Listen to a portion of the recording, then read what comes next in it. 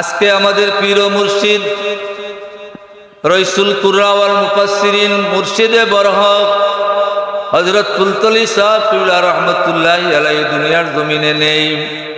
হযরত বিস্কুটি সাহেব রহমতুল্লাহি আলাইহি আজকে এই মঞ্চে হাজির নেই। বদরপুরের হযরত শাহ মাহমুদুর রহমান রহমতুল্লাহি আলাইহি আজকের এই মাজলিসে নেই, যে তাদের চেহারার দিকে তাকিয়ে আমাদের খুরাক হবে, কিন্তু তারা আমাদেরকে একেবারে এতিম বানিয়ে যান নাই। হযরত সাহেব কিবলা রহমতুল্লাহ আলাইহি তার সুযোগ্য উত্তরাধিকারদেরকে এই জমিনে রেখে গেছেন। সাহেব কিবলার চেহারার দিকে দেখে আমাদের যে খুরাক অর্জিত হতো, আজকে আমাদের বড় সাহেব কিবলা যখন মঞ্চে আসেন সেই খুরাক আমরা পাই কি পাই না? এই 10টা 20টা ওয়াজে গেলে সেই চার্জ আমাদের হয় না। এই জন্য আউলিয়ে কেরামের ইসালে সব যেখানে হয় সেখানে মুসলমানরা, মুমিনরা, আউলিয়া প্রেমিকরা, নবী প্রেমিকদের মধ্যে দিলের একটি চার্জ হয়, যে চার্জ দিয়ে আমরা 1 বছর চলতে পারি। সবাই বলুন সুবহানাল্লাহ। হাজিরিনে কেরাম, আমি আলোচনা দীর্ঘায়িত করব না। আমি আগেই বলেছি যে আমি আপনাদের কাছ থেকে দোয়া নেওয়ার জন্য এবং কর্তৃপক্ষের নির্দেশ পালনের জন্য এখানে উপস্থিত হয়েছি। আমি একটা আয়াতে করিমা তিলাওয়াত করেছি। এই ফিতনার জমানায় আপনারা দেখতেছেন ওয়াজ নসিহতে বইপত্র লিখে টেলিভিশনের মধ্যে, ইউটিউবের মধ্যে আউলিয়ে কেরামদের বিরুদ্ধে একদল মানুষ লেগেই আছে। তাদের বক্তব্য থেকে বোঝা যায়, তাদের লিখনি থেকে বোঝা যায় যে আউলিয়ে কেরাম বলতে পৃথিবীতে আল্লাহর নবীর উম্মতের মধ্যে কোনো মানুষ নেই, সব মানুষ সমান, সবই মুসলমান। এমন কিছু মানুষ লেখেন কি লেখেন না? কথা বলেন কি বলেন না? বলেন। এদের জবাব দিচ্ছেন আল্লাহ কুরআনুল কারীমে। আল্লাহ বলতেছেন আলা ইন্না আউলিয়া আল্লাহি লা খাউফুন আলাইহিম ওয়ালা হুম ইয়াহজানুন। আল্লাহ সাবধান করে দিচ্ছেন। আলা আরবিতে একটি শব্দ, একটি হরফ, এটাকে বলা হয় হরফ লিতানবীহ, সাবধান করার জন্য এটা বলা হয়। আলা মানে সাবধান হয়ে যাও, দুনিয়ার মানুষ, আমার হবিবের উম্মতরা, তোমরা সাবধান হও। ইন্না আউলিয়া আল্লাহি লা খাউফুন আলাইহিম ওয়ালা হুম ইয়াহজানুন। নিশ্চয় আল্লাহর ওলি যারা, আল্লাহর বন্ধু যারা, লা খাউফুন আলাইহিম, তাদের কোনো ভয় নেই, এই দুনিয়ার জমিনে তাদের কোনো ভয় নেই। ওয়ালা হুম ইয়াহজানুন, আখিরাতে তাদের কোনো চিন্তাও নেই। বলুন আলহামদুলিল্লাহ। ওলি আল্লাহদের দুনিয়ায় কোনো ভয় নেই, আখিরাতেও কোনো চিন্তা নেই। একটা উদাহরণ আমি বলি, আপনারা তো আমাদের পীর ও মুর্শিদকে দেখেছেন। ফুলতলি সাহেব কিবলাকে এই মঞ্চে, এই আলালপুরের ওয়াজে অন্ততপক্ষে এমন লোক আছেন যারা অন্ততপক্ষে 20 থেকে 30 বার, 70 বার, 50 বার পর্যন্ত, কেউ কেউ আপনারা 66 বছর পর্যন্ত 66 বার শুধু এই মঞ্চেই দেখেছেন মুরব্বিয়ানে কেরামরা। এমন মানুষ আছেন কি না? আছেন। এই যে ওলি আল্লাহরা যারা, আলা ইন্না আউলিয়া আল্লাহি, যারা আল্লাহর ওলি বনে যান, লা খাউফুন আলাইহিম, এই জমিনে তাদের কোনো ভয় থাকে না। এটার বাস্তব প্রমাণ আমরা পেয়েছি। আমাদের পীর ও মুর্শিদ হযরত ফুলতলি সাহেব কিবলা রহমতুল্লাহ আলাইহি যখন ইসলামের বিরুদ্ধে, নবীর বিরুদ্ধে, কুরআনের বিরুদ্ধে, যখন আল্লাহর নবীর আদর্শের বিরুদ্ধে কোনো বাতিল আঘাত এনেছে, বিন্দুমাত্র ভয় না পেয়ে তিনি সিংহের মতো গর্জন দিয়ে তার যত অনুসারী আছেন সকলকে নিয়ে তিনি মাঠে ময়দানে নেমে গেছেন। ঠিক না বেঠিক? নামছেন কি না? নামাচ্ছেন। এবং সময়ে সময়ে হযরত ফুলতলি সাহেব কিবলা রহমতুল্লাহ আলাইহি বাতিলের দাঁত ভাঙ্গা জবাব দিয়েছেন। এটা আমরা দেখেছি। আমরা সাহেব কিবলা রহমতুল্লাহ আলাইহির নির্দেশে বিভিন্ন সময় সেই ধরনের মিছিলে ছিলাম, যার কারণে এই জমিনের মধ্যে প্রকৃত দিন এখনো টিকে আছে। ঠিক না বেঠিক? আউলিয়ে কেরামরা যদি জমিন থেকে উঠে যান, তাদের নেতৃত্ব না থাকে, তাহলে প্রকৃত ইসলাম কিন্তু এই জমিনে থাকবে না। কিছুদিন পূর্বে আপনারা জানেন, বছর 1.5 বছর বা 2 বছর পূর্বেও এই দেশের শিক্ষানীতি থেকে ইসলামকে বাদ দিয়ে দায়রুনের মতবাদকে এই শিক্ষা ব্যবস্থায় বাংলাদেশে ঢুকিয়ে দেওয়া হয়েছিল। গোটা বাংলাদেশের মধ্যে লক্ষ লক্ষ হাজার হাজার উলামায়ে কেরাম, ইসলামী চিন্তাবিদ, ইসলামী সংগঠন থাকা সত্ত্বেও কোন মানুষ আঙ্গুল তুলে সিংহের মতো গর্জে এই শিক্ষানীতির বিরুদ্ধে কথা বলতে সক্ষম হন নাই। আমাদের পীর ও মুর্শিদের সুযোগ্য আওলাদ আল্লামা হুসামউদ্দিন রহমতুল্লাহ আলাইহি বাঘের মতো গর্জন দিয়েছিলেন, ঠিক না বেঠিক? এবং তৎকালীন সরকার ওই বই পরিবর্তন করতে বাধ্য হয়েছিল। এখনো দেখেন, রাষ্ট্র থাকবে, নির্বাচন হবে, স্লোগান হবে, রাজনৈতিক দলেরা তাদের আদর্শ প্রচার করবে, কিন্তু ইসলামের উপরে যখন আঘাত আসে তখন কোনো মানুষ আর এগিয়ে আসেন না। আউলিয়া কেরামের আওলাদরাই কিন্তু প্রথমে এগিয়ে আসেন। এখনো দেখেন 5ই আগস্টের পর থেকে অতি সম্প্রতি আমাদের বাংলাদেশের মাদ্রাসা শিক্ষার 8ম শ্রেণী সহ 8ম নবম শ্রেণীর যে বইগুলাতে কি করা হচ্ছে আপনারা জানেন? এই নতুনভাবে ইসলামী মূল্যবোধের মানুষেরা এসে তারা কি করতেছে, সেখানে মদিনায় তৈয়্যিবায় জিয়ারত ছিল, জিয়ারতের চ্যাপ্টার ছিল, মদিনায় জিয়ারতের চ্যাপ্টার তুলে দেওয়া হচ্ছে। যেটা বলুন নাউযুবিল্লাহ।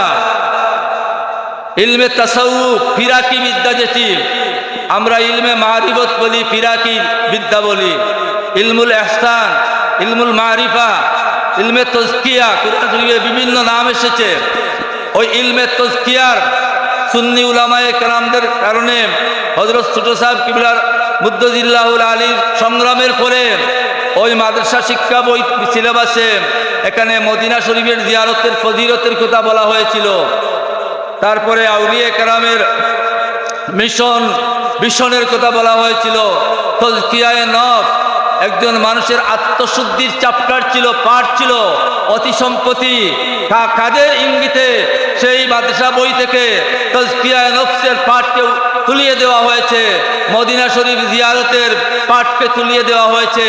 আমরা কি এইগুলা মেনে নিতে পারি? আপনারা কথা বলেন, আমরা মেনে নিতে পারি? যারা এগুলা বাদ দিয়েছেন তাদেরকে আমরা এই সালে সাহেবের মাহফিল থেকে জানিয়ে দিতে চাই, এখনো এই দেশে আল্লামা ফুলতলি সাহেব কিবলা রহমতুল্লাহ আলাইহির রুহানি সন্তানেরা রয়েছেন। এখনো আল্লামা বদরে বদরপুরি রহমতুল্লাহ আলাইহির রুহানি সন্তানেরা এই জমিনে আছেন। এখন পর্যন্ত তোমরা নবী প্রেমের চ্যাপ্টার এই মাদ্রাসার বই থেকে বাদ দিয়ে তোমরা নিস্তার পাবে? হ্যাঁ, এখন গর্জে উঠতে হবে। আমরা শুধু রাজনীতির জন্য রাজনীতি করি না।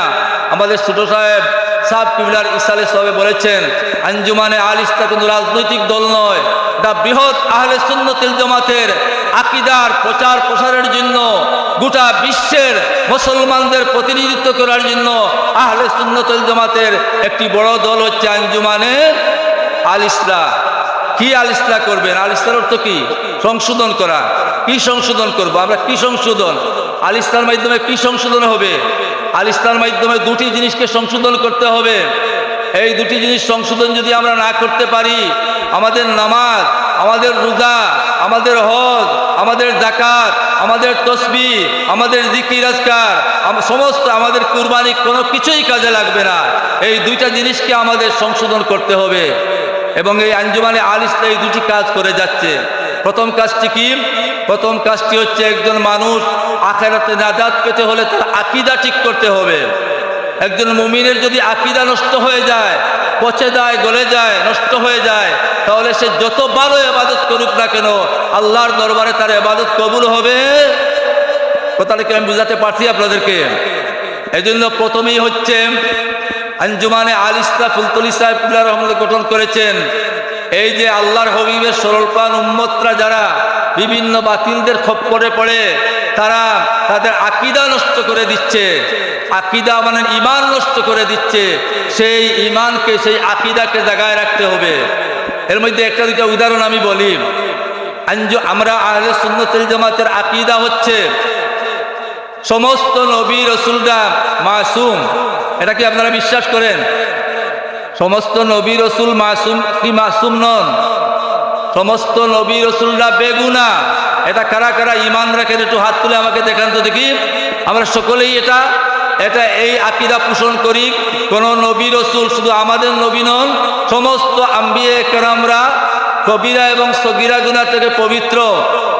আকাইদের কিতাবের ভাষ্য হচ্ছে আল আম্বিয়াউ মাসুমুনা আনিস সাগাইরে ওয়াল কাবাইরে লা মিনাজ জিল্লাতি ইনদানা। সমস্ত আম্বিয়া কেরামরা সগীরা এবং কবিরা গুনাহ থেকে পবিত্র, বলুন আলহামদুলিল্লাহ। এখন যদি কোনো মানুষ ইসলামের নাম নিয়ে, ইসলামের মিশনের নাম নিয়ে, ইসলামী রাজনীতির নাম নিয়ে তার বইয়ের মধ্যে নবীকে গুনাহগার সাবিত করে, আমাদের নবীকে তিনি ভুল করেছেন, সেজন্য আল্লাহ বলতেছেন নবী তুমি ভুল করার জন্য তওবা করো, এটা যদি কোনো মানুষকে বিশ্বাস করাতে পারে তাহলে তার ঈমান থাকবে? তার ঈমান বেরিয়ে যাবে।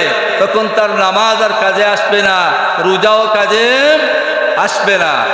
এই জন্য আমাদেরকে সতর্ক থাকতে হবে। একদল মানুষ আছেন যাদের বইপত্রে লেখা আছে নবীরা গুনাহ করেছেন এবং কি আমাদের নবীও গুনাহ করেছেন। জোরে বলেন না নাউযুবিল্লাহ। এটা দেখেন, আমি নাম বলে ফেলি, তাফহিমুল কোরআন আছে, আপনারা পড়বেন। জনাব মওদুদী সাহেবের তাফহিমুল কোরআনের 30 নম্বর খণ্ডে সূরা নাসরের আপনি তর্জমা পড়বেন, আপনি প্রেক্ষাপট তার নজুল পড়বেন, সেখানে তিনি লিখেছেন এই কথাগুলো লিখেছেন। এটা একটা কথা বললাম। দ্বিতীয়ত দেখেন,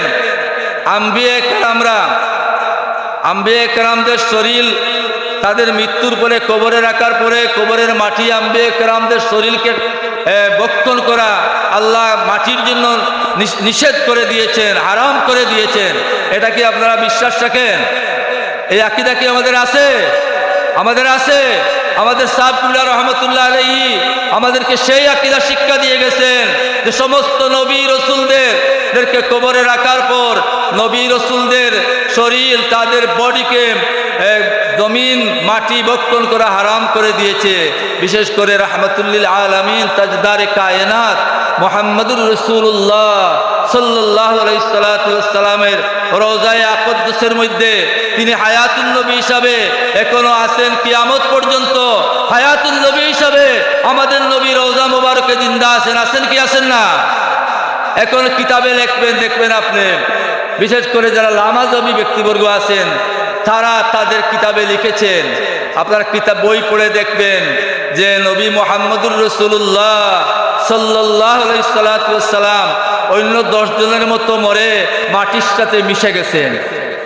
এটা কি আমরা মেনে নিতে পারি? এটা আমরা মেনে নিতে পারি না। এটা আমাদের আকীদাকে নষ্ট করে। সেই জন্য আকীদা ঠিক করতে হবে। এই সমস্ত ডোজ যারা দেয় তাদের দলে যদি আপনি যান, যত সুন্দর নামাজ আপনি পড়েন, যত সুন্দর রোজা রাখেন, আপনার রোজা আপনাকে জান্নাতে নিয়ে যেতে পারবে না। আরেকটা কথা বলি, আউলিয়া কেরামদের কেরামতুল আউলিয়ায়ে হকুন আকাইদে নসবীর কিতাবে আছে। এটা যারা ফাজিল ক্লাসে পড়েন, এখন বিশ্ববিদ্যালয়ের ফাজিলের সিলেবাসে, অনার্সের সিলেবাসে কিতাবগুলো পড়ানো হয়। আকাইদে নসবী, আকাইদে তাহাউই, এই সমস্ত কিতাবে আপনি দেখবেন লেখা আছে কেরামতুল আউলিয়ায়ে হকুন, আউলিয়া কেরামের কেরামত সত্য। একটা কেরামত আমি এখানে আপনাদেরকে বলি। আচ্ছা, আপনারা বুকে হাত দিয়ে বলুন তো, আমরা যখন আজকে এখানে বদরে বদরপুরি রহমতুল্লাহি আলাইহি ইসালে সাহেব হচ্ছে, ইসালে সাহেবের পরে আগামীকালকে এখান থেকে আপনি যাবেন, যখন যাবেন আপনি দেখবেন এই যে এই জমিনটুকু ছোট্ট 2 টাকা জমিন, দেখবেন কি দেখবেন না? আমি কথা বুঝাইতে পারি না বুঝে আপনাদেরকে। এই রাস্তা দিয়ে যখন আমরা ইসালে সাহেবের আগে গেছি, এর পরেও যাব। আচ্ছা বলুন তো দেখি, ইসালে সাহেবের আগে এবং পরে এই যে আলালপুরের মাঠকে কত বড় দেখা যায়? এই বিশাল মাঠ কি দেখা যায়? কথা বলেন না। কিন্তু ইসালের সাহেবের সময় আমি তো আমার চোখ দিয়ে দেখি যে আমরা অন্য দিন বছরের অন্য সময় এই মাঠকে যতটুকু বড় দেখি, আমার মনে হয় যে 5 থেকে 7 গুণ বড় হয়ে গেছে। ঠিক না বেটি? এটা কি জন্য? আউলিয়া কেরামের বদরে বদরপুরি রহমতুল্লাহি আলাইহির এটা কেরামতের ফসল। হযরত ফুলতলি সাহেবুল্লাহ রহমতুল্লাহ কেরামতের ফসল। এখন যারা কেরামতে আউলিয়া মানে না, বইয়ের মধ্যে পত্রের মধ্যে লেখে, ওয়াজ নসিহতে লেখে যে আউলিয়া কেরাম বলতে কিছু নেই এবং তাদের কেরামতও বলতে কিছু নেই, এবং তাদের কথা যদি আপনি বিশ্বাস করেন আপনার ঈমান জায়গায় থাকবে? জায়গায় থাকবে না। এই কথাগুলো তো আমরা বানিয়ে বলছি না, কিতাবের মধ্যে বইয়ের মধ্যে লেখা আছে। এমনকি এটা ধ্রুব সত্য বিষয়। সিলেটবাসী যার জ্বলন্ত প্রমাণ হযরত শাহজালাল মুজাররদে ইয়মনি রাহমাতুল্লাহি আলাইহি, তার কাছে আমরা ঋণী না? শাহজালাল মুজাররদে ইয়মনির কাছে আমরা ঋণী আছি কিনা? 360 আউলিয়ার কাছে আমরা ঋণী আছি কিনা? হযরত বদরপুরি রহমতুল্লাহ আলাইহির কাছে আমরা ঋণী কি ঋণী নয়? হযরত ফুলতলি সাহেব রহমতুল্লাহ আলাইহির কাছে আমরা ঋণী কি ঋণী নয়? একটু জুড়ে বলেন, আমরা কি ঋণী? বলবেন হুজুর আমরা আমাদেরকে ওনার উপর টাকা দেন নাই। ভাই টাকার কথা বলছি না, টাকার ঋণ নয়, আমরা তাদের কাছে ইমানের ঋণী। শাহজালাল মুজাররদি এমনি রহমতুল্লাহ আলাইহি যদি 360 আউলিয়া নিয়ে এই সিলেটের জমিনে তশরিফ না আনতেন, তাহলে এই সিলেট বিভাগের মানুষের ইতিহাস হয়তো আমার বাপ, আমার দাদা, আমার পরদাদার ইতিহাস হয়তো এভাবে লেখা হতো না। আব্দুল সত্তার, আব্দুল করিম, আলহাজ আব্দুর রহিম এভাবে না লিখে অন্যভাবে লেখা হতো, ঠিক না বেঠিক? তাদের কাছে আমরা ইমানের দিক দিয়ে, ইসলামের দিক দিয়ে ঋণী আছি কিনা? শাহজালাল মুজাররদি এমনি রহমতুল্লাহ আলাইহি সিলেট আসলেন, একটা কেরামতি সকলের জানা আছে। জায়নামাজ বিছিয়ে যখন গৌরগোবিন্দ তার নৌকাগুলি সরিয়ে নিল, শাহজালাল মুজাররদি এমনই কোনো নৌকা পেলেন না, কোনো জাহাজও নাই, কোনো শাখাও নাই। তিনি জায়নামাজ বিছিয়ে 360 জন সঙ্গীকে নিয়ে বিসমিল্লাহ বলে জায়নামাজের উপর চড়ে সুরমা নদী পাড়ি দিয়েছিলেন। এটা ঐতিহাসিক সত্য কি সত্য নয়? কিভাবে ঐতিহাসিক সত্য? যে এই ঘটনাটা এত মানুষ, এত হাজার হাজার মানুষ আমরা তো দেখি নাই, কিন্তু এত হাজার হাজার লক্ষ লক্ষ মানুষ এটা বর্ণনা করে আসতেছেন, এটা কোনো সময় মিথ্যা হতে পারে? আচ্ছা বলুন তো দেখি, আমরা অনেকেই কাবা শরীফে যাই নাই, অনেক আসি হজ করি নাই, কাবা শরীফ আপনি দেখেনও নাই। এখন কাবা শরীফকে কেন আমরা বিশ্বাস করি? যে এত লক্ষ লক্ষ কোটি কোটি মানুষ কাবা শরীফ দেখে এসেছেন, আসিয়া আমাদেরকে সাক্ষ্য দিচ্ছেন, সুতরাং না দেখলেও এটা দেখার মতো হয়ে গেছে না? শাহজালাল মুজাররদি এমনি রহমতুল্লাহ আলাইহি জায়নামাজ বিছিয়ে সুরমা নদী পাড়ি দিয়েছেন, এটা একটা ঐতিহাসিক সত্য, কেরামত হয়ে গেছে। আজকে কত দূর সাহস হওয়ার পরে একজন আউলিয়া বিদ্বেষী মানুষরা লিখতে পারে শাহজালাল মুজাররদি এমনি রহমতুল্লাহি আলাইহি সেখানে জায়নামাজ বিছিয়ে পাড়ি দেন নাই, হয়তো এখানে বাঁশের বুড়া ছিল, আর বুড়ার উপরে জায়নামাজ বিছিয়ে শাহজালাল মুজাররদি এমনি সুরমা নদী পাড়ি দিয়েছেন। আমাদেরকে দুঃখা দিল কি দুঃখা দিল না? আমরা সেই মুসলমান, আমরা শাহজালালের উত্তরসূরি, আমরা সৈয়দ আহমদ বেরলভী রহমতুল্লাহ আলাইহির উত্তরসূরি, আমরা শামসুল উলামা ফুলতলি সাহেব রহমতুল্লাহ আলাইহির উত্তরসূরি, ঠিক না বেঠিক? আমরা বিশ্বাস করি শাহজালাল মুজাররদি এমনি রহমতুল্লাহ জায়নামাজ কেন? জায়নামাজ ছাড়া যদি চাইতেন তাহলে সুরমা নদী 360 আউলিয়া দিয়ে পাড়ি দিতে পারতেন কি পারতেন না? কারণ আমরা তো সেই জাতি, আমাদের রবির সাহাবায়ে কেরামরা সাগরের উপর দিয়ে গুড়া দৌড়িয়ে অন্য দেশ বিজয় করেছেন, জায়নামাজ লাগে নাই। সুতরাং আউলিয়া কেরামের কেরামত সত্য না মিথ্যা? এখন যারা আউলিয়া কেরামের বিরুদ্ধে কথা বলেন, তাদের কেরামত মানেন না, কেরামত নিয়ে হাসি ঠাট্টা করেন, তাদের দলে কি আমরা যেতে পারি? আমরা যেতে পারি না। সুন্দর স্লোগান শুনেই কিন্তু কোনো দলে যাবেন না ভাই, আপনার ইমানটা নষ্ট হয়ে যাবে। ইমানের খুরাক নেওয়ার জন্য আমরা এখানে এসেছি। সাবজাদাদের বয়ানের মাধ্যমে আমরা প্রত্যেকের, শুধু আপনাদের নয়, আমরাও যারা আসি আমাদেরও খুরাক হয়, নতুবা শয়তান প্ররোচনায় পেলে আমাদেরকেও সুন্দর সুন্দর এই যে অফার দেওয়ার পরে কত বড় বড় অফার, বিশাল চাকার অফার, মোটরসাইকেলের অফার, ইএসের অফার, পদের অফার, কিন্তু শয়তান আমাদেরকে যাতে বিভ্রান্ত না করে আমরা যেন সিরাতে মুস্তাকিমের উপরে আমরা সাবিত থাকতে পারি। কারণ সিরাতে মুস্তাকিমের উপরে কেন সাবিত থাকবো আমরা? আপনি চিন্তা করে দেখেন, উম্মতে মুহাম্মদীর উপরে দিনে রাত্রে 5 বার নামাজ ফরজ করা হয়েছে। কয়বার ফরজ করা হয়েছে? কত রেখাত ফরজ নামাজ পড়ি? 17 রেখাত। কথা বলবেন একটু, কত রেখাত নামাজ পড়ি? ওয়াজিব সুন্নত বাদ দিয়ে দিলাম, উম্মতে মুহাম্মদীর উপর দিবারাত্রিতে 17 রেখাত নামাজ ফরজ না? নামাজ ফরজ। অন্তত পক্ষে একজন মানুষ যদি 17 রেখাত নামাজ দিনে রাত্রে পড়ে, ওয়াজিব না পড়ে, সুন্নতে মুআক্কাদা না পড়ে, সুন্নতে জায়েদা না পড়ে, 17 রেখাত নামাজে 17 বার কিন্তু তাকবীরাত তাহরিমা বেদে আমরা আল্লাহকে বলতেছি আলহামদুলিল্লাহি রাব্বিল আলামিন আর রহমানির রহিম মালিকি ইয়াউমিদ্দিন ইয়্যাকা না'বুদু ওয়া ইয়্যাকা নাস্তাঈন ইহদিনাস সিরাতাল মুস্তাকিম। বলি কি বলি না আমরা?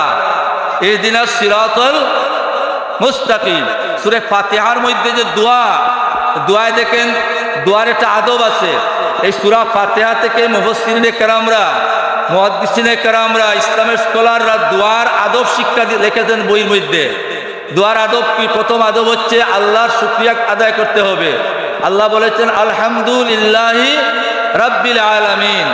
যেহেতু সূরা ফাতিহাটা এটা সূরাতুদ দুআ, সূরা ফাতিহার একটা নাম হচ্ছে সূরাতুদ দুআ, দোয়া, একটা নাম হচ্ছে সূরাতুশ শিফা, আর একটা নাম হচ্ছে সূরাতুল ফাতিহা, আর একটা নাম হচ্ছে উম্মুল কিতাব, আর একটা নাম হচ্ছে উম্মুল কুরআন, আর একটা নাম হচ্ছে সূরাতুর রেকা।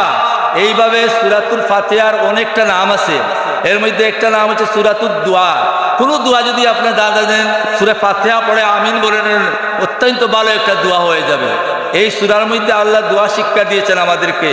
দেখেন, দোয়া প্রথমেই বলবেন না আমাদেরকে আল্লাহ শিক্ষা দেন যে প্রথমেই আমরা হাত তুলে বলবো যে আল্লাহ আমাকে ছেলে দেন, আল্লাহ আমাকে ধনী বানিয়ে দেন, আল্লাহ আমার ছেলেকে লন্ডন যাওয়ার তৌফিক দেন, আমেরিকা যাওয়ার তৌফিক দেন।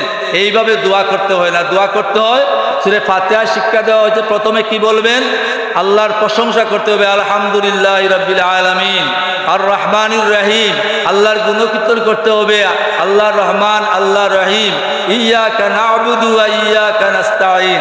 তারপরে যে সমস্ত কিছু আমাদের আল্লাহর জন্য নিবেদিত, আমাদের ইবাদত, নামাজ, রোজা, হজ, যাকাত, তাসবিহ, তাহলিল, জিকির, আজকার, কুরবানি, যা কিছু আছে সব, ইন্না সলাতি ওয়া নুসুকি ওয়া মাহইয়ায়া ওয়া মামাতি লিল্লাহি রাব্বিল আলামিন ইয়্যাকা না'বুদু ওয়া ইয়্যাকা নাস্তাঈন দ্বারা আমরা একতাটা স্বীকার করি। তারপরে আমরা বলি, ওই মূল দোয়ায় আসি, আল্লাহ ইহদিনাস সিরাতাল মুস্তাকিম। আল্লাহ আমাদেরকে সঠিক রাস্তায় চালান। সবাই বলুন আমিন, আর জোরে বলুন না আমিন। তাহলে সূরা ফাতিহা থেকে কি শিখলাম? সূরা ফাতিহা থেকে শিখলাম যে আল্লাহর হাম সানা করার পরে, আল্লাহর জন্য আমাদের যে ইবাদতটা নিবেদিত, এটা করার পরে আমরা সবচেয়ে গুরুত্বপূর্ণ যে দোয়াটা হচ্ছে আমাদের জন্য, আমার ছেলেকে, আমাকে আল্লাহ ছেলে দেন, মেয়ে দেন, আমার ছেলেকে আমেরিকায় পাঠান, আমাকে বড় বাড়ি বানানোর তৌফিক দেন, আমার বেমার শিফা দেন। এটা কিছু দোয়া আল্লাহ এখানে শিক্ষা দেন নাই। প্রথম যে দোয়াটা শিক্ষা দিয়েছেন আল্লাহ আমাদেরকে, সেটি হচ্ছে ইহদিনাস সিরাতাল মুস্তাকিম। সবাই আমার সাথে এই দোয়াটা পড়ুন, ইহদিনাস সিরাতাল মুস্তাকিম। এখন প্রশ্ন আসবে যে এই দোয়াটা কেন আল্লাহ শিক্ষা দিলেন? আচ্ছা ভাই বলেন তো দেখি, সিরাতে মুস্তাকিমটা হচ্ছে সিরাতাল্লাযীনা আনআমতা আলাইহিম, যে এই রাস্তা হচ্ছে যে রাস্তায় চলে যাদেরকে এনাম দেওয়া হয়েছে, পুরস্কার দেওয়া হয়েছে, নাবিয়িন, সিদ্দিকিন, সালিহিন, শুহাদা, সালিহিন, এদের রাস্তা আল্লাহ আমাদেরকে চালান। এখন এই দোয়াটা কেন আল্লাহ আমাদেরকে শিক্ষা দিলেন? একটু গভীরভাবে চিন্তা করুন, একটু গভীরভাবে চিন্তা করুন। আমার ছেলে যদি আমেরিকায় যায়, এখানে বেচতে যাওয়ার কোনো গ্যারান্টি আছে? আমার কথা বুঝেন না আপনারা? তাহলে জুড়ে বলবেন, যদি আমার ছেলে আমেরিকায় যায়, দুইটা মেয়ে লন্ডন যায়, আমার বেচতে যাওয়ার কোনো গ্যারান্টি আছে? আমি যদি 5 তলা বাড়ি বানাই, আমার বেচতে যাওয়ার গ্যারান্টি আছে? আমি যদি বড় ব্যবসা করি, আমার বেচতে যাওয়ার গ্যারান্টি আছে? আমি যদি মসজিদ বানাই, বেচতে যাওয়ার সেই ধরনের গ্যারান্টি নাই, অনেক শর্ত আছে। কিন্তু যদি আমি সিরাতে মুস্তাকিমের উপরে আমি চলতে পারি, তাহলে আমার বেচতে যাওয়ার গ্যারান্টি আছে কিনা? আল্লাহ রাব্বুল আলামিন সবচেয়ে গুরুত্বপূর্ণ যে দোয়াটা, মানুষ জান্নাতে কিভাবে যাবে, জান্নাতে যেতে হলে সিরাতে মুস্তাকিম আপনাকে ইখতিয়ার করতে হবে। এই সিরাতে মুস্তাকিমটা কি? এই সিরাতে মুস্তাকিমটা হচ্ছে আল্লাযীনা আনআমাল্লাহু আলাইহিম মিনান নাবিয়িনা ওয়াস সিদ্দিকিনা ওয়াস শুহাদাই ওয়াস সালিহিন ওয়া হাসুনা উলাইকা রাফিকা। এটা নবীদের রাস্তা, এটা শহীদদের রাস্তা, এটা সিদ্দিকিনদের রাস্তা, এটা শুহাদার রাস্তা এবং এটা সালিহিনের রাস্তা। আমরা আগের সবাইকে হয়তো পাই নাই, তাদের রাস্তা কুরআন হাদিসে আছে, কিন্তু সালিহিন যারা, এই সালিহিনদের অস্তিত্ব বর্তমানে গোটা পৃথিবীতে আছে কিনা?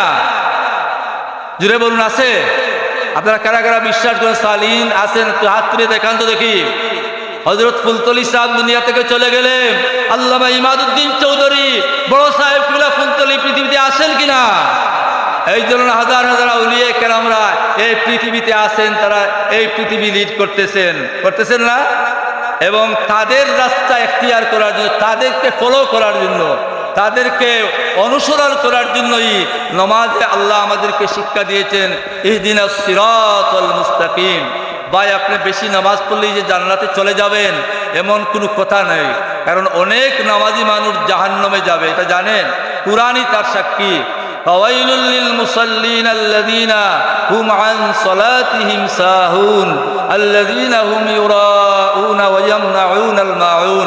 এটা তরজমা অনেক উলামায়ে কেরাম জানেন, যারা নামাজ পড়ে কিতা অলসতার সাথে এবং মানুষদেরকে দেখানোর জন্য যারা নামাজ পড়ে, রিয়া নামাজ পড়ে, তাদের জন্য নামাজ, এই নামাজই তাদেরকে জাহান্নামে নিয়ে যাবে। ঠিক না বেঠিক বললাম? আবার আল্লাহ নবী বুখারী শরীফের হাদিসে বলেছেন যে আমার উম্মতের মধ্যে কিয়ামতের আগে এমন একটা দল বের হবে যে আমার সাহাবীরা তাহতাকিরুনা সালাতাকুম মা সালাতিহিম ওয়া সিয়ামাকুম মা সিয়ামিহিম। তোমরা কি মনে করবে? তাহতাকিরুনা মানে হকির মনে করবে, নগণ্য মনে করবে, সালাতাকুম তোমাদের নামাজকে, মা সালাতিহিম তাদের নামাজের সাথে, ওয়া সিয়ামাকুম মা সিয়ামিহিম তাদের রোজাকে তোমাদের রোজার সাথে তোমরা একেবারে নগণ্য মনে করবে। কাদেরকে বলছেন? সাহাবায়ে কেরামদেরকে বলছেন যে এমন মানুষ আসবে, সুন্দর করে নামাজ পড়বে, সুন্দর করে আপনার রোজা রাখবে, কুরআন শরীফ তিলাওয়াত করবে, লা তাদখুলু ঈমানুহুম হানাজিরাহুম, কিন্তু তাদের ঈমান তাদের হলকুমের নিচে যাবে না। এই ধরনের মানুষ আছে কিনা? অনেক মানুষ আছে, সারা রাত্রে নামাজ পড়তেছে, মসজিদ থেকে বের হচ্ছে না, বাড়ির খবর নিচ্ছে না, মেয়ে বেপরদা চলছে তার খবর নিচ্ছে না, এমন মানুষ আছে কিনা?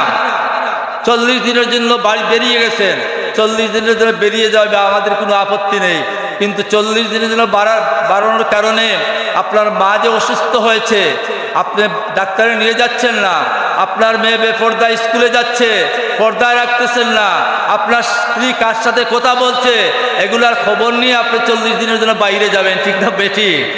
এখন সুন্দরভাবে নমাজ আপনি তাহাজ্জুদ পড়তেছেন, আল্লাহর নবী বলেন যে এত সুন্দর নমাজ পড়লেও এই নমাজের দ্বারা তিনি জান্নাতে যেতে পারবেন, বরঞ্চ জান্নাতে যাবে এরাই। কারা যাবে জান্নাতে জানেন? একজন সাহাবী একবার আসলেন, গাইম্য সাহাবী, আল্লাহর নবীর দরবারে এসে বললেন, সালাম দিয়ে আসসালামু আলাইকুম ইয়া রাসূলুল্লাহ মাতাস সাআত। এটা প্রশ্ন করলেন, ইয়া রাসূলুল্লাহ কিয়ামত কখন হবে? কিয়ামত কখন হবে? কিয়ামত তো হবে, এটা আমরা বিশ্বাস করি কি করি না? যে কিয়ামত হবে, কিয়ামতের পরে ওয়াল বাসি বাদাল মাউত, কিয়ামতের পরে হাসরের ময়দানে আমরা উঠবো, এটার আকীদা, এটার বিশ্বাস আমাদের আছে কিনা? এটা না থাকলে তো আপনি ইমানদারি হতে পারবেন না। যাই হোক, এখন দেখেন ওই সাহাবী প্রশ্ন করলেন মাতাস সাআতু ইয়া রাসূলুল্লাহ। রাসূল আল্লাহর নবী এর উত্তর না দিয়ে বললেন ওমা আদাতাল্লাহা, যে আমার সাহাবী তুমি এই কিয়ামতের জন্য কি প্রস্তুতি নিয়েছো, প্রিপারেশনটা কি করেছো? নামাজ, রোজা, হজ, যাকাত, তাসবিহ, তাহলিল, আল্লাহ বিল্লাহ কতটুকু করেছো? এই সাহাবী বললেন ওমা আদাতুল্লাহা ইয়া রাসূলুল্লাহ, হে আল্লাহর রাসূল আমি ওই নামাজ, রোজা, হজ, যাকাত, ফরজ যা পড়ি, ওয়াজিব যা পড়ি, আর ওই ফরজ রোজাগুলা রাখি, এর চেয়ে বেশি নফল রোজা, নফল ইবাদত বندگی, দান খয়রাত আমি কিছুই করতে পারি নাই। এত আমার কোনো দল নাই ইয়া রাসূল, আমলের দল আমার খুবই কম, আমলের দল আমার খুবই কম। তবে ইল্লা আন্নি আহবাবতুল্লাহ ওয়া রাসূলা, হে আল্লাহর হাবিব, বুকে হাত দিয়ে কথাটা বলতে পারি, আমি এটা বলতে পারি, ঘোষণা দিতে পারি, ইল্লা আন্নি আহবাবতুল্লাহ ওয়া রাসূলা, আমি আল্লাহ এবং আল্লাহর রাসূলকে ভালোবাসি। একবার চিৎকার দিবেন আল্লাহু আকবার। সাহাবী কি বললেন? ইয়া রাসূলুল্লাহ বেশি আমল নেই, বেশি নামাজ নেই, বেশি রোজা নেই, বেশি হজ নেই, বেশি যাকাত নেই, বেশি তাসবিহ তাহলিল নেই, তবে ইল্লা আন্নী আহবাবতুল্লাহ ওয়া রাসূলা, আল্লাহ এবং তার রাসূলকে আমি বড় ভালোবাসি। আল্লাহর নবী বলেন না এই ভালোবাসা তোমার কাজে আসবে না, তুমি বেশি করে নামাজ পড়তে হবে, হজ করতে হবে, যাকাত দিতে হবে। হে সাহাবী তুমি ফিরে যাও, ভালো করে সুন্নত নামাজ পড়ো, তাহাজ্জুদ নামাজ পড়ো। আল্লাহর নবী সেটি বলেন নাই। আল্লাহর নবী একটা সুসংবাদ দিলেন এই সাহাবীকে। আল্লাহর নবী বললেন, হে আমার সাহাবী, তুমি যা বলছো তা যদি সত্যি হয় তাহলে একটা সুসংবাদ তুমি নিয়ে যাও, ইন্নাকা মা'a মান আহবাবতা, তুমি যাকে মহব্বত করো তার সাথে কিয়ামতের ময়দানে তোমার আসর হবে। বলুন সুবহানাল্লাহ। আমরা হযরত কুলতলি সাহেবকে মহব্বত করি কি করি না? বদরে বদরপুরি রহমতুল্লাহকে মহব্বত করি, শাহজালাল মুজাররদে এমনি রহমতুল্লাহকে মহব্বত করি। কারা কারা করি হাত তুলে দেখান তো, সাক্ষী আল্লাহকে সাক্ষী রাখি আমরা। আল্লাহ আমরা তোমার ওলিদেরকে মহব্বত করি, হয়তো আমরা নামাজের মধ্যে কসুরি আছে, রোজার মধ্যে কসুরি আছে, তসবিহ তাহলিলে কসুরি আছে, কিন্তু আমরা তোমার ওলিদেরকে আমরা মহব্বত করি, তোমার নবীকে আমরা মহব্বত করি, তোমার নবীর সাহাবায়ে কেরামকে আমরা মহব্বত করি। সাহাবায়ে কেরাম মহব্বত করেন কি করেন না? আমরা তো মহব্বত করি। একদল আছে সাহাবীনের সমালোচনা করে, অথচ আহলে সুন্নাত ওয়াল জামাতের আকাইদের কিতাবের মধ্যে পরিষ্কার লেখা আছে যে লা নাযকুরুহুম ইল্লা বিখায়রিন। আল্লাহর নবী সাহাবায়ে কেরামদের ব্যাপারে কোনো ওয়াজ করতে হলে তাদের ভালো ওয়াজ ছাড়া কোনো খারাপ ওয়াজ করা যাবে না। সাহাবায়ে কেরামদের দোষ থাকলে সেটা আপনি বলতে পারবেন না। আল্লাহ আল্লাহ ফি আসহাবি লা তাত্তাখিযু গারাদাম মিন বাদি ফামান আহাব্বাহুম ফাবিহুব্বি আহাব্বাহুম ওয়ামান আবগাদাহুম ফাবিবুগদি আবগাদাহুম। আল্লাহর নবী পরিষ্কারভাবে বলে দিয়ে গেছেন। প্রতি জুমায় আপনারা এই ইবারতটা শুনেন কি শুনেন না? আমাদের পীর ও মুর্শিদের লিখিত খুতবা, খুতবাতুল ইয়াকুবিয়া সানি খুতবা, এটা প্রতিদিন পড়া হয়। প্রতি জুমার নামাজে এই হাদিসটা এনেছেন, এবং আরেকটা হাদিস এনেছেন যে এই হাদিসটা অন্য জুমার খুতবা আনা হয় নাই, যে হযরত কাসাফিনাতে নূহ, এই হাদিসটা আমার মুখস্থ চলে গেছে। যাই হোক, আমি কথা আর বাড়াচ্ছি না। আল্লাহর নবীকে নিয়ে যারা সমালোচনা করে, আল্লাহর নবীকে নিয়ে যারা সমালোচনা করেন, তারা যত বেশি নামাজ পড়ুক না কেন, তারা যত যাকাত দেখ না কেন, বক্তব্য যত সুন্দর হোক না কেন, তাদের আমলগুলো আল্লাহর দরবারে বাতিল হয়ে যাবে, বাতিল হয়ে যাবে। আউলিয়া কেরামের যদি কেরামত না মানে কুরআন শরীফ অস্বীকার করা হয়। কি করে অস্বীকার করা হয়? কুরআন শরীফ অস্বীকার করা হয়। আসিফ বিন বলকিয়া, কুরআন শরীফে আসিফ বিন বলকিয়ার কেরামতের কথা বলা হয়েছে। মরিয়ম আলাইহিস সালামের কেরামতের কথা কুরআনে আছে কি না? হযরত উমর রাদিয়াল্লাহু তাআলা আনহু ওই যে নাহবানদের যুদ্ধে মদিনা তৈয়বা থেকে ইয়া সারিয়াতুল জাবাল, ইয়া সারিয়াতুল জাবাল বলে চিৎকার দিয়েছিলেন। শত শত মাইল দূরে হযরত উমর রাদিয়াল্লাহু তাআলা আওয়াজ পৌঁছেছিল। এটা কেরামতুল আউলিয়া। যারা কেরামতুল আউলিয়াকে অস্বীকার করে, এরা সঠিক সিরাতে মুস্তাকিমে নেই। যারা কবর জিয়ারতকে কবর পূজা বলে, কিছু মানুষ আছে কিনা কবর জিয়ারতকে কবর পূজা বলে? আছে কিনা? জুড়ে বলুন, আছে কিনা? যারা কবর জিয়ারতকে কবর পূজা বলে, এদের ঈমান কি জায়গায় আছে? কেন নাই? আল্লাহর নবী বলেছেন নাহিতুকুম আন জিয়ারাতিল কুবুর ফাজুরুহা। হে আমার সাহাবীরা, এক সময় আমি তোমাদেরকে কবর জিয়ারতের কথা নিষেধ করেছিলাম বিশেষ প্রেক্ষাপটে, ফাজুরুহা। এখন তোমাদেরকে নির্দেশ দিচ্ছি তোমরা কবর জিয়ারত করো। আউলিয়া কেরামের কবর জিয়ারত করতে করতে করতে করতে এটার নাম হয় মাজার হয়ে যায়। মাজারের অর্থ কি রে ভাই? মাজারের অর্থ কোনো এখানে দেবতা নয়, মাজারের অর্থ কোনো এখানে কোনো পাথর নয়। তুমি তো মাজারের অর্থই জানো না। মাজার শব্দের অর্থ হচ্ছে জিয়ারত গা, যেখানে জিয়ারত করতে করতে করতে এত মানুষ জিয়ারত করে, সেখানে তারপরে এখানে নাম হয়ে যায় মাজার। বলুন আলহামদুলিল্লাহ। যারা মাজার জিয়ারতকে কবর পূজা বলে, মাজার জিয়ারতকে পূজা বলে, আল্লাহ রাব্বুল আলামিন তাদেরকে দুর্গা পূজা করিয়া ছাড়তেন কি ছাড়তেন না? এরা এই দিন সিরাতুল মুস্তাকিমের উপরে নাই। আমি এর আলোচনা দীর্ঘায়িত করছি না। আমাদের আবু নসর জিয়াদি সাহেব অত্যন্ত প্রবীণ আলিম, আহলে সুন্নাত ওয়াল জামাতের একজন অত্যন্ত বলিষ্ঠ কণ্ঠস্বর। আল্লাহর বন্দা এই মাহফিলে অনেক ওয়াজ করেছেন। তিনি এসেছেন আমি শুধু আপনাদের দোয়া নেওয়ার জন্য, এখানে কয়েকটা কথা বললাম এবং কর্তৃপক্ষের নির্দেশ মান্য করার জন্য। সব শেষ কথাটা হলো, এই ময়দানে আমাদের পীর ও মুর্শিদ আমাদেরকে শত শতবার, হাজার হাজার বার বলেছেন যে আমার মুহিব্বিন যারা আছো তোমরা পূর্ণা ইসলামের উপরে তোমরা একত্রিত জমিয়ে থাকো, তোমরা বাতিল কোন রাস্তায় যাইও না। আমাদেরকে এই ওসিয়তটা করেছেন। অন্ততপক্ষ আজকের এই ইসালে সব মাহফিল থেকে এই শিক্ষাটা যেন আমরা নিয়ে যেতে পারি। আমাদের পীর ও মুর্শিদ আমাদেরকে যে নসিহত করেছেন, এই নসিহত থেকে যেন আমরা সরে না যাই। ওলি আল্লাহরা ইন্তেকালের পরে তারা দোয়া করতে পারেন কি পারেন না? এটা আকীদা আছে আপনাদের? না মরে মাটি হয়ে গেছেন আকীদা? আউলিয়া কেরামদের রুহানি ফয়েজ আছে কিনা? ইস্তেমদাদের রুহানি আছে কিনা? যদি এটা বিশ্বাস করেন, বাতিল কোনো মানুষের চাকচিক্য দেখে আমরা যেন ফুলতলি সাহেব রহমতুল্লাহ আলাইহির আদর্শ থেকে, ফুলতলি সাহেবের আদর্শ আলাদা কোনো আদর্শ নয়, সেটি সালিহিন, সিদ্দিকিন, নবীন, সুহাদা, সালিহিনের আদর্শ। এই আদর্শ হওয়ার কারণেই আমরা ফুলপুরি সাহেবকে জিন্দাবাদ দেই। এই জিন্দাবাদ যেন কিয়ামত পর্যন্ত এই জমিনের মাঝে জারি থাকে, সবাই বলুন আমিন। ওয়া আখিরু দাওয়ানা আনিল। আরেকটি কথা বলে নেই, শেষ কথা, যেহেতু আমি আঞ্জুমানে আল ইসলাম জেলা শাখার সভাপতি হিসেবে বলছি যে বাতিলের পক্ষ থেকে অনেক সময় হুমকি দমকি এই সমস্ত আসে, জেল জুলুমের ভয় দেখানো হয়। আমি এই সমস্ত ভাইদের উদ্দেশ্যে বলতে চাই, আমরা কারো হুমকি দমকি আর ভয় আর জেল আর জরিমানায় আমরা কোনোদিন আতঙ্কিত হব না। আমরা হযরত সৈয়দ আহমেদ বেরলভী রহমতুল্লাহ আলাইহির উত্তরসূরি, আমরা হযরত ফুলতলি সাহেব রহমতুল্লাহ আলাইহির উত্তরসূরি, ঠিক না বেঠিক? আমাদেরকে ভয় দেখিয়ে কোনো লাভ হবে? ওয়া আখিরু দাওয়ানা আলহামদুলিল্লাহি রাব্বিল আলামিন। আসসালামু আলাইকুম ওয়া রাহমাতুল্লাহি ওয়া বারাকাতুহু।